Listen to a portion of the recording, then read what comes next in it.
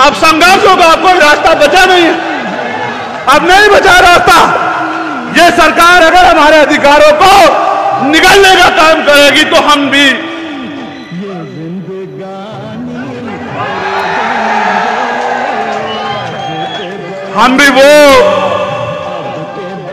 भी वो खून है जिन्होंने 2 अप्रैल 2018 में 13 लोगों ने कुर्बानी देके अपने खून से अपने अधिकारों को सींचने का काम करा है। मेरी बात को आप याद रखिए।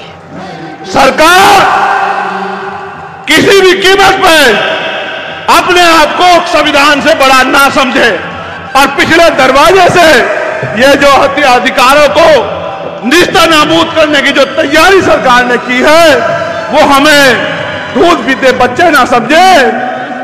मैंने एक दिन पहले भी कहा था और आज भी कह रहा हूं, सड़कें जाम हो जाएंगी, देश रुक जाएगा, सरकारें त्राई त्राई मांगेंगी, सरकारें नाक रगड़ेंगी अगर हमने सड़कों पर उतरने का फैसला कर लिया। मेरी बात को सरकार याद रखना।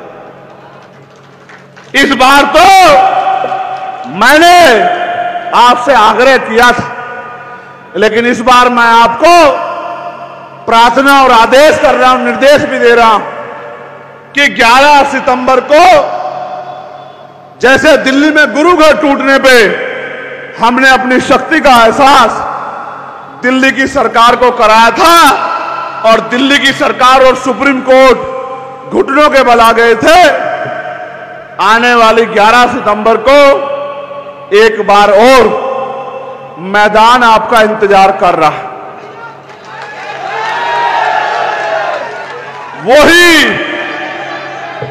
वही रामलीला मैदान होगा और उसी रामलीला मैदान में इस बार संविधान लीला होगी। मेरी बात को आप याद रखना।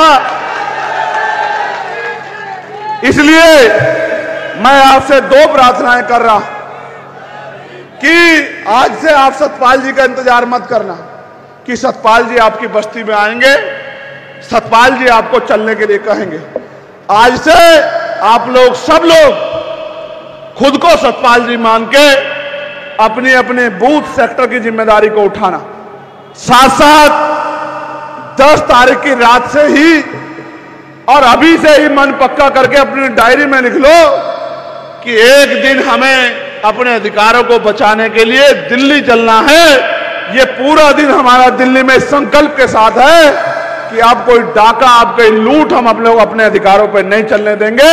वो दिन चले गए कि एक लाठी से पूरे गांव को हाँक दिया जाता था, वो दिन चले गए।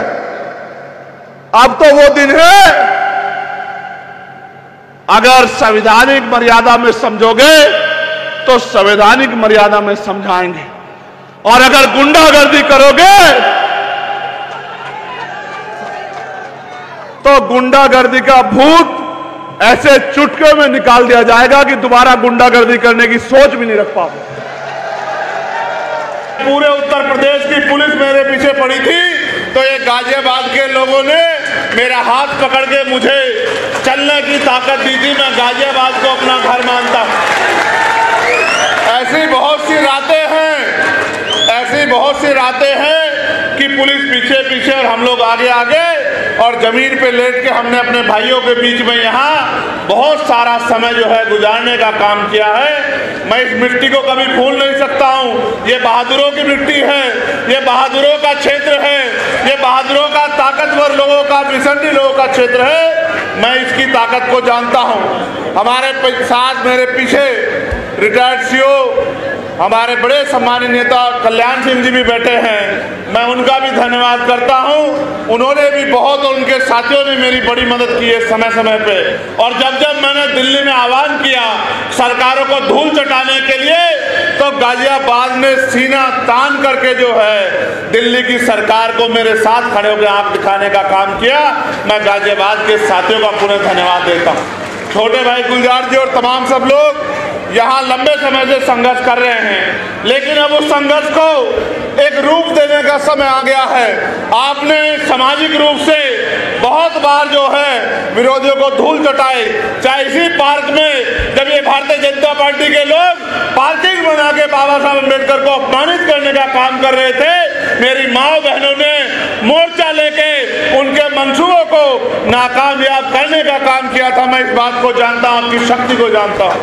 लेकिन सम्मानित साथियों, मेरी माँ बहनों, मुझे बताओ और खुद से सवाल करो, जब बाबा साहब अम्बेडकर ने हमें वोट का अधिकार दिलाया था और उन्होंने ये भी कहा था कि political power is the master की, कि राजनीतिक सत्ता वो चाबी है जो आपकी सारी समस्याओं का हल कर देगी, तो आप महसूस करो कि आज भी उत्तर प्रदेश में और देश के हर एक कोने में कमजोर वर्ग के लोग रोटी कपड़ा मकान से वंचित क्यों हैं, उन पे बुनियादी सुविधाएं क्यों नहीं है, आज भी उनको इंसानों जैसा जीवन क्यों नहीं मिल रहा है। जब हम इस बात को देखेंगे तो हमें यह एहसास होगा कि हमने अपने महापुरुषों की बातों को कानों से तो सुना है, लेकिन उस पर जिम्मेदारी से अमल नहीं किया है। जिस दिन हम जिम्मेदारी से अमल करेंगे और अपनी पूरी ईमानदारी से, जिस तरह से हम 8 घंटे अपना पेट पालने के लिए मेहनत रोजगार करते हैं, मजदूरी करते हैं, नौकरी करते हैं और 8 घंटे 10 घंटे की मेहनत में कुछ पैसे कमा के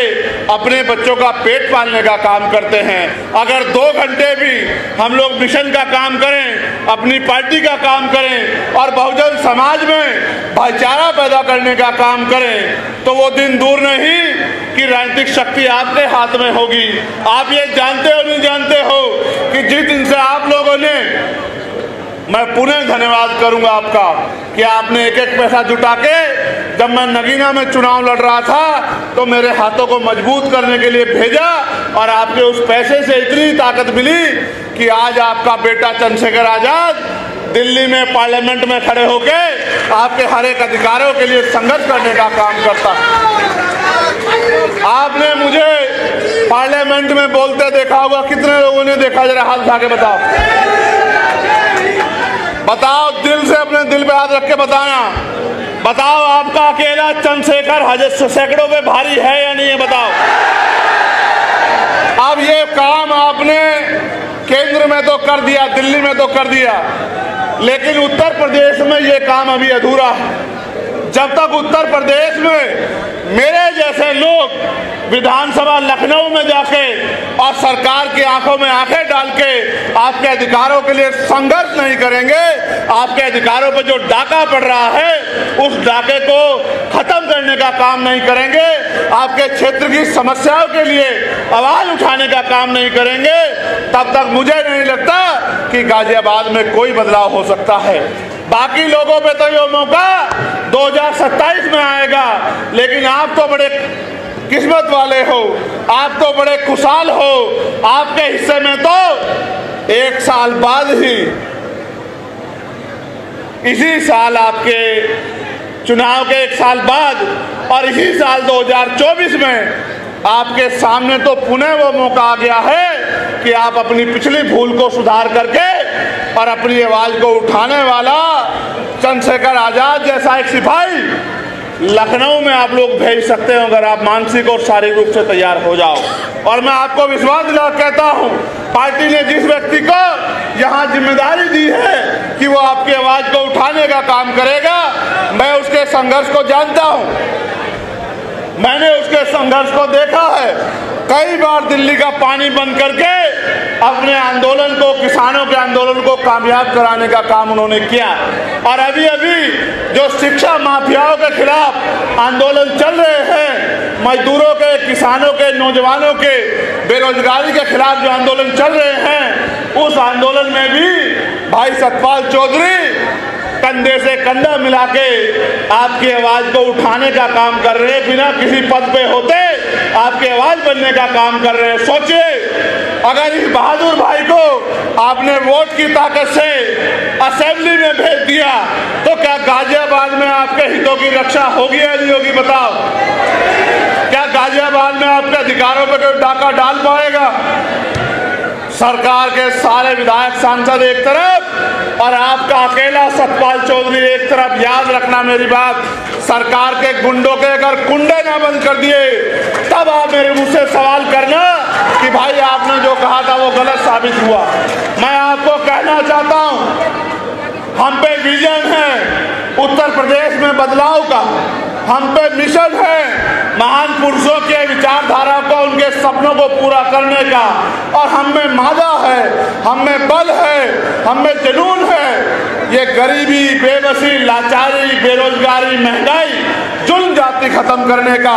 और जब तक किसी के अंदर संकल्प नहीं होता, मान्यवर काशीराम साहब कहा करते थे कि तमन्ना अगर सच्ची हो तो रास्ते हजार होते हैं, तमन्ना अगर झूठी हो तो बहाने हजार होते हैं। हमारे दिलों में तमन्ना है कि आज़ादी के 75 साल बाद तो अब दलितों को, पिछड़ों को, आदिवासियों को, मुसलमानों को, अन्य धार्मिक अल्पसंख्यकों को और उनको भी सामान्य जाति के भी उन गरीब लोगों को जो जुल्म जाति सह रहे हैं, उनकी जिंदगी में अब खुशहाली आनी चाहिए। जो सरकारें उत्तर प्रदेश या केंद्र में बैठी हैं, आप ये जानते हो कि वो तानाशाही वाली सरकारें हैं। अगर उनका आदमी भी उनके खिलाफ, उनके भ्रष्टाचार, उनके झूठ, उनके झूठे वादे या उनकी झूठी नीतियों के खिलाफ, तानाशाही के खिलाफ अगर आवाज उठाता है तो वो तो उसके अपने नहीं रहते, उत्तर प्रदेश की जनता के अपने कैसे होंगे। आप ये देखो किस तरह से बुलडोजर के जरिए और तमाम तरीकों से जुल्म जाति को बढ़ावा दिया जा रहा है, संविधान को कुचलने का काम किया जा रहा है। सब लोगों की निगाहें अगर किसी की तरफ है तो वो नीले पटके वालों की तरफ है। अगर आज पूरा देश किसी की तरफ देख रहा है तो नीले पटके वालों की तरफ देख रहा है कि ये नीले पटके वाले अब क्या करेंगे।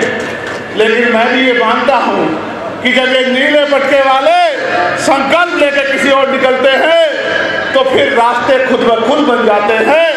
कहते हैं ना कि संघर्षों के साए में घनघोर जवानी पलती है और इतिहास उधर झुक जाता है जिस ओर जवानी चलती है। और जवानी किसकी तरफ है ये बताना मुझे नहीं पड़ेगा। जवानी चाहे वो गाजियाबाद की हो या जवानी चाहे सिद्धार्थनगर नेपाल बॉर्डर की हो या जवानी दिल्ली में बैठे नौजवानों की हो, जवानी आज क्रांति का रास्ता अपना चुकी है। और जब तक वो सत्ता में बैठे लोगों का घमंड नहीं तोड़ेगी, सत्ता में बैठे लोगों का अहंकार नहीं तोड़ेगी, और जब तक वो इस भारत को संविधान के जरिए चलने वाला भारत, सम्राट अशोक के सपनों का भारत नहीं बना देती, तब तक वो रुकने वाली नहीं है। ये एक आंधी है और ये समय के साथ चलती है। जब आंधी चलती है तो छोटी मोटी चीजें उसका मुकाबला नहीं कर पाती हैं। आप याद रखो मेरी बात को, आपने समय समय पे देश के संविधान की रक्षा की है, गरीबों को मिलने वाले आरक्षण की रक्षा की है, समय समय पे देश के लोकतंत्र की रक्षा की है। लेकिन सबकी रक्षा करने वाले मेरे बहुजन समाज के लोगों, अब अपनी रक्षा के बारे में भी सोचो। ये सही है कि बाबा साहब अम्बेडकर ने कहा था कि हम प्रथम और अंत्य भारतीय हैं, लेकिन भारतीय होने का गौरव तो हमारे दिल में है और हमें इस बात का गर्व भी है। लेकिन जब तक भारत में गरीबों, किसानों, मजदूरों, नौजवानों, महिलाओं को सम्मान का जीवन नहीं मिलेगा, तब तक फिर भारत के गौरव के साथ बातों बातों में नारे लगा के खड़े रहना कोई अच्छी बात नहीं है। ये आपके हाथ में है कि आपका भविष्य कैसा होगा, ये आपके हाथ में है कि आपको रोजगार मिलेगा नहीं मिलेगा, ये आपके हाथ में है कि बहन बेटियों पे होने वाला जुल्म बंद होगा नहीं होगा, ये आपके हाथ में। मेरी बहन यहाँ खड़ी है, मैंने उनको संघर्ष करते देखा। मैं उनको याद दिलाना चाहता हूँ कि जब वो लोग संघर्ष कर रहे थे, उनकी टीम रात रात भर जाग के गरीबों के बच्चों के लिए स्कूलों में कम फीस में व्यवस्था हो जाए इसके लिए संघर्ष कर रहे थे। तो मैं दिल्ली में खड़े होके उनकी मांग को मजबूत कर रहा था कि भाई ये समझो कि शिक्षा हथियार है, इस हथियार को अगर आपने बाजारीकरण कर दिया, बाजार की भेंट चढ़ा दिया, तो गरीब का बच्चा अच्छी शिक्षा प्राप्त नहीं कर पाएगा। और जब गरीब का बच्चा अच्छी शिक्षा प्राप्त नहीं कर पाएगा तो 200-400 रुपए की मजदूरी करके या 5-7-8 हज़ार रुपए की नौकरी करके वो अपने घरों के हालात नहीं बदल सकता है। वो अपने टूटे हुए घर को पाई पाई बचा के भी 10 साल में भी पक्का नहीं कर सकता है। वो कभी अपनी माँ को हवाई जहाज का सफर नहीं करा सकता है, वो कभी अपनी बहन को एसी वाली ट्रेन में नहीं घुमा सकता है। प्रधानमंत्री जी तो दिल्ली में बैठ के नारे देते हैं कि चप्पल वाला हवाई जहाज का सफर करेगा। मैं आपको सच बताता हूं कि चप्पल वाले को 2 टाइम अच्छी रोटी भी मिल जाए सम्मान की, ये भी अब उत्तर प्रदेश में और देश में मुश्किल हो चुका है। इसलिए मैंने मांग उठाई थी, चाहते हो तो फिर करो कि राष्ट्रपति हो, प्रधानमंत्री हो, विधायक हो, मंत्री हो, मुख्यमंत्री हो, राज्यपाल हो या कोई भी ऐसा व्यक्ति जिसको सरकारी सुरक्षा मिली है, सुरक्षा मिली है, सुविधा मिली है या उसको आर्थिक मदद होती है, चाहे वो क्लास 1 का अधिकारी हो या क्लास 4 का अधिकारी हो, चाहे वो डीएम एसएसपी हो या एसडीएम एडीएम हो या दरोगा सीओ हो या कोई और अधिकारी हो, सबके बच्चों को सरकारी स्कूलों में पढ़ाने की इजाजत देनी चाहिए और कानून बना देना चाहिए कि सरकारी अधिकारी, कर्मचारी, नेताओं के बच्चे सरकारी स्कूल में पढ़ेंगे। आप देखो, महसूस करके, अपने दिल पे हाथ रख के महसूस करो, एक ही क्लास में मुख्यमंत्री का बेटा बैठा होगा, उसकी बराबर वाली टेबल पे मजदूर का बेटा बैठा होगा, उसके बराबर वाली टेबल पे एसडीएम का बेटा बैठा होगा, उससे बराबर वाली टेबल पे कुर्सी पे डीएम का बेटा बैठा होगा, उससे बराबर वाली कुर्सी पे एसएसपी का बेटा बैठा होगा और उसके बराबर वाली कुर्सी पे टिगर नागर भाई मेरे जैसे किसान का बेटा बैठा होगा, मजदूर का बेटा बैठा होगा। तो अगर वो हमारी परवाह नहीं करेंगे तो अपने बच्चों की परवाह तो करेंगे। ये जो बड़े बड़े प्राइवेट सेक्टर के स्कूल बना के खड़े कर दिए, गरीब लोग इसके सामने से तो गुजर सकते हैं, लेकिन खुद को और अपने बच्चों को इन स्कूलों में अंदर नहीं पहुंचा सकते, उनकी क्लास तक अपने बच्चों को नहीं बिठा सकते।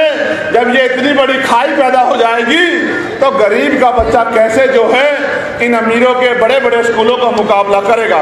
साथ साथ मैंने ये मांग भी की है कि जितने भी सरकारी कर्मचारी, अधिकारी, नेता, अभिनेता हैं, चाहे वो राष्ट्रपति से लेके और गांव का प्रधान क्यों ना हो, उनके बच्चों का और बीमार होने पे उनका इलाज सरकारी अस्पताल में होना चाहिए।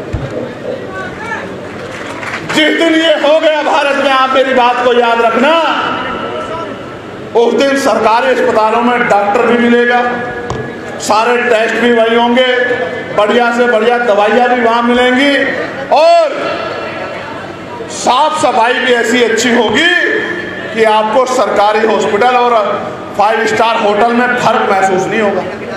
जब मंत्री जी का इलाज वहाँ होगा, मंत्री जी के बेटे का होगा, राज्यपाल के बेटे का होगा, प्रधानमंत्री जी का होगा, ये बड़े बड़े उद्योगपतियों का होगा। ये बड़े बड़े उद्योगपति नेता खुद तो प्राइवेट हॉस्पिटल में जाते हैं और हमसे कहते हैं कि हमने सरकारी अस्पताल अच्छे बनवा दिए हैं। अगर इतने अच्छे बनवाए हैं तो पहले अपना इलाज कराओ, फिर गरीबों को उसमें धक्का दो, तब मैं मानूंगा कि आपने हमारे लिए अच्छा बनाया। मैं आपको कहता हूं, आज देश भ्रष्टाचार की भेंट चढ़ रहा है और पूरे देश में कमजोरों, किसानों, गरीबों की निगाह आपकी तरफ। और अगर वास्तविकता में आप मुझसे प्यार करते हैं, वास्तविकता में आप भारतीय संविधान से प्यार करते हैं और वास्तविकता में आप बाबा साहब अम्बेडकर के सपनों को पूरा करना चाहते हैं, वास्तविकता में आप अपनी वोट की ताकत बनाना चाहते हैं, फिर वो दिन दूर नहीं है। अगले 3 से 4 महीने में उपचुनाव उत्तर प्रदेश की 10 सीटों पे होंगे। टोटल सीटें तो 403 हैं, लेकिन चुनाव 10 सीटों पे उपचुनाव होंगे और पूरे प्रदेश की निगाह इन 10 सीटों पे होगी। जहां कुछ लोग चंद्रशेखर आजाद को हराने के लिए लड़ेंगे, वही आजाद समाज पार्टी उत्तर प्रदेश में नया विकल्प बनाने के लिए लड़ेगी चुनाव। और विकल्प भी ऐसा जो विकल्प एसी के कमरे में पड़ के नहीं, सड़कों पे गरीबों के बीच में खड़ा होकर उनकी लड़ाई लड़ने का काम करेगा। ऐसे नेताओं का निर्माण होगा जिनके लिए अपना हित बाद में होगा और समाज हित, क्षेत्र हित, प्रदेश हित पहले होगा। जब ऐसी विचारधारा के लोग आगे बढ़ेंगे तभी प्रदेश में परिवर्तन होगा। आप अपने दिल पे हाथ रख के बताओ, रात को 11 बजे अगर आपकी बेटी घर से निकल के बाजार की किसी दुकान पे जाओ तो क्या आपका दिल उत्तर प्रदेश में आज धक धक करता है, नहीं करता है? बताओ, क्या आपको भय लगता है, नहीं लगता है? बताओ। तो सब कुछ होते हुए भी अगर बहन बेटियां उत्तर प्रदेश में सुरक्षित नहीं है तो मैं मुख्यमंत्री जी से कहना चाहता हूं कि आपको कोई अधिकार नहीं है कुर्सी पे बैठने का। अगर आप में जरा सी भी नैतिकता हो तो आपको कुर्सी छोड़ देनी चाहिए, क्योंकि 7 साल के कार्यकाल के बाद भी आप उत्तर प्रदेश की बेटियों को सुरक्षा देने में, सुरक्षित रखने में कामयाब नहीं हो पाए। आपको कोई अधिकार नहीं है कुर्सी पे बैठने का। सिर्फ बड़ी बड़ी बातें वादे करने से काम नहीं चलेगा। जब राजनीतिक शक्ति दूसरे लोगों के पास होगी, जैसे आज भारतीय जनता पार्टी के पास है, तो आपके हाथ ऐसे फैले हुए हैं, और जब राजनीतिक शक्ति आपके पास होगी तो आपका हाथ देने वाला हाथ होगा। आज मेरा पूरा परिवार इस मंच पर एकजुट हुआ है। मेरे दिलों में बड़ी खुशी पैदा हुई है। मुझे ऐसा लगता है कि जो भार मेरे ऊपर है वो भार थोड़ा कम हो जाए, क्योंकि मैं इनकी शक्ति को जानता हूं। मैंने इनको संघर्ष करते देखा है, मैंने इनसे बहुत कुछ सीखा है। मेरा दिल ये कहता है कि आज और इसी समय से उत्तर प्रदेश में परिवर्तन का एक चक्र जो हो चुका है। और आप देखना कि जब 10 विधानसभा उपचुनाव का रिजल्ट आएगा तो जिस तरह से आपका प्रतिनिधित्व दिल्ली में है, लखनऊ में भी आपका प्रतिनिधित्व होगा। आपकी बात को कहने वाला और ये नीला पटका पहन के बहादुर योद्धा की तरह, शेर की तरह दहाड़ने वाला आपका सिपाही विधानसभा में होगा, ऐसा मेरा विश्वास है। मगर ये तभी संभव हो सकता है जब गाजियाबाद के लोग मन बना लें और गाजियाबाद के लोग अपनी जिम्मेदारी को उठा लें और आज से ही वो संकल्प ले लें कि हमें रोज 1 घंटा लोगों को आजाद समाज पार्टी से जोड़ के, उनकी विचारधारा, उनके विजन से जोड़ के और गाजियाबाद से नई शुरुआत करनी। क्योंकि बाहर के लोग मेहनत कर लेंगे, अलग बात है, लेकिन जब तक गाजियाबाद का मेरा परिवार, नरेश भाई, विजय भाई, संजीव भाई, बिरजू भाई, तमाम लोग जो हैं, ये मेरे पुराने साथी, जब तक कमर नहीं कसेंगे तब तक लड़ाई आगे नहीं बढ़ेगी। सतपाल जी को मैं देखता हूँ, वो सुबह सुबह पार्क में जाते हैं। सतपाल जी को मैं देखता हूँ, वो हर आंदोलन में जाते हैं। अगर आप सब लोग सतपाल जी बन जाओ, सीओ साहब पीछे बैठे, अगर आप सब लोग सतपाल जी बन जाओ तो वो दिन दूर नहीं कि ये लड़ाई हम लोग बड़ी आसानी से जीत जाएंगे। जहाँ तमाम लोग पैसे वाले लोगों को, ताकतवर लोगों को मुकाबला करने के लिए मैदान में उतारेंगे, वहाँ आपका ये किसान का बेटा यहाँ के कमजोरों, किसानों, मजलूमों, मजदूरों, मजबूरों, महिलाओं, बेटियों, संघर्षशील लोगों की आवाज बनके इस लड़ाई को मंजिल तक पहुंचाने का काम करेगा। और मैं आपसे एक और चीज मांगना चाहता हूं। ये बात तो मैं सतपाल जी के ध्यान में भी और चित्तौड़ साहब के ध्यान में भी लाना चाहता हूं, और अपने सम्मानित नेताओं के ध्यान में भी, जिन्होंने पश्चिम की बागडोर संभाल रखी है। 11 तारीख को दिल्ली में हमने ऐलान कर दिया है कि हम केंद्र की सरकार को घुटने टिकवा के रहेंगे। 11 तारीख को अब कोई बातचीत नहीं होगी, अब संघर्ष होगा।